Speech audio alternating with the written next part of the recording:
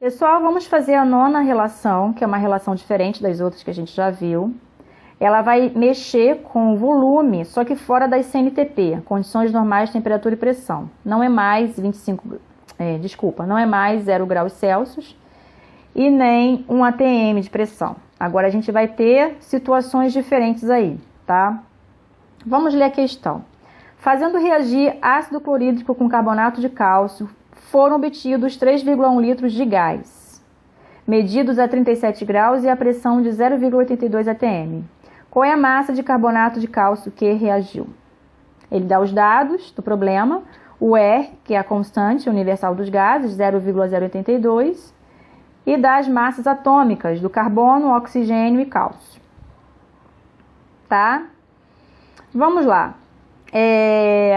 Ele falou que foi obtido 3,1 litros, volume, do gás. Que gás é esse? Vou trocar aqui. É esse aqui. Esse aqui é o gás, tá? CO2. A água não é e o cloreto de cálcio muito menos, tá? Então esse é o gás. Tá. Eu consegui obter 3,1 litros desse gás a partir dessa reação de ácido clorídrico e carbonato de cálcio. Ele pergunta a massa desse carbonato de cálcio para obter isso aqui, 3,1 litros de dióxido de carbono. É isso que ele pergunta. Aí vocês vão falar assim, professora, é só relacionar a estequiometria, né? A gente não fez isso antes? Relacionar a estequiometria, né, do mol com 22,4 litros. Nesse caso não, porque eu tenho uma condição diferente da CNTP, tá? Vamos lá, vamos fazer por parte? Primeira coisa que a gente tem que fazer. Qual é a primeira coisa que a gente tem que fazer quando pega a reação química? Olhar se ela está balanceada. Então, eu vou tirar aqui, isso aqui, tá? Depois a gente volta pra cá. Vamos ver se está balanceado. Se não tiver, a gente precisa balancear. Primeira coisa, metal. Tem metal aí? Não. A metal. Cloro. Cloro está balanceado? Não, né? Eu tenho 2 no produto e 1 no reagente. Então, eu coloco 2 aqui na frente. Fiquei com 2 cloros. Carbono. Carbono está balanceado. Eu tenho cálcio, gente. Esqueci do cálcio, olha só. Cálcio tem um de um lado e um do outro. Beleza. Carbono agora só tem um aqui e um aqui. Também está balanceado. Hidrogênio, eu tenho 2 agora aqui no HCl e 2 na água, balanceado. Oxigênio, 3 no carbonato de cálcio e 3 nos meus produtos, 1 na água e 2 no CO2. Balanceado, ou seja, eu só tinha que balancear mesmo o HCl, colocar esse 2 aqui na frente. Beleza, está balanceada a minha reação. Agora eu vou fazer a relação, né?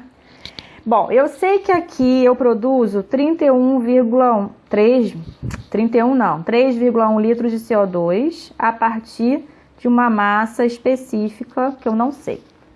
Eu sei o que eu sei, que a estequiometria está me dizendo, que 1 mol de CaCO3 produz 1 mol de CO2. Não é?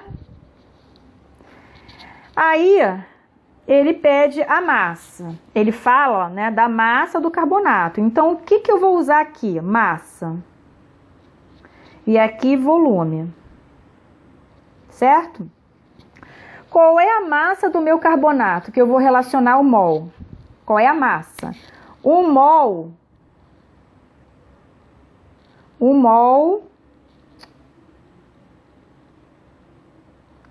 é a massa molar. O que eu faço com a massa molar? Como é que eu faço a massa molar do CaCO3? Ó, massa molar, olha só lembrando, tá, gente? CaCO3 vai ser o quê? Cálcio 40 mais carbono 12 mais oxigênio 16 vezes 3. Isso aqui vai dar 100 gramas, tá? Já vou colocar em grama. 100 gramas. Então, aqui eu tenho 100 gramas de CaCO3. Então, a massa de 1 mol, que é a minha relação estequiométrica da minha reaçãozinha, a massa de 100 gramas, eu preciso de 100 gramas para fornecer 1 mol de CO2. Tá? Eu não posso utilizar aqui isso. Eu não posso utilizar aqui 22,4 litros porque não está na CNTP. 22,4 litros relacionado a 1 mol, sim. Somente na CNTP, tá? Somente na CNTP. Ele fala que está na CNTP? Pelo contrário, ele dá a temperatura e dá a pressão totalmente diferente. Então, o que eu tenho que fazer? Se eu não tenho a CNTP, não estou na CNTP, eu preciso o quê? Eu preciso utilizar o mol, então eu não utilizo o volume aqui, eu vou utilizar mol, matéria, quantidade de matéria. E quantos mols eu vou ter nesses 3,1 litros? Aí que entra essa expressãozinha. Então, se aqui eu tenho massa do carbonato de cálcio, a relação é massa do carbonato de cálcio e o volume de CO2, que na verdade não é volume, porque ele não está mais na CNTP, tá? Tá fora da CNTP, então eu vou colocar mol, continuo com mol. Então, o que eu tenho aqui? 100 gramas, que é a massa do carbonato de cálcio, está para 1 mol de CO2, tá? Quantas gramas de carbonato de cálcio eu preciso para obter 3,1 litros? Só que eu não posso botar esse 3,1 litros aqui. Eu tenho que colocar agora mol, porque está fora da CNTP. Quando estiver fora da CNTP, eu vou achar esse Nzinho aqui, ó. Tá? Então, a gente vai tirar esse volume aqui, não é mais volume que a gente vai utilizar. A gente vai usar, na verdade, essa expressão para a gente substituir o volume por mol, ou número de mol, né? Então, vamos lá. Utilizando a expressão dos gases ideais, né? PV igual a nRT. Eu tenho que a pressão, quem é a pressão? 0,82 atm vezes o volume. Quem é o volume? 3,1 litros, ele me deu. N é o número de mols, que é esse número de mols que eu vou botar aqui embaixo, tá? Vezes R, ele me deu aqui, ó, 0,082. E a temperatura? Temperatura ele também me deu aqui, 37 graus. Só que a temperatura aqui, ó, temperatura em Kelvin, tá?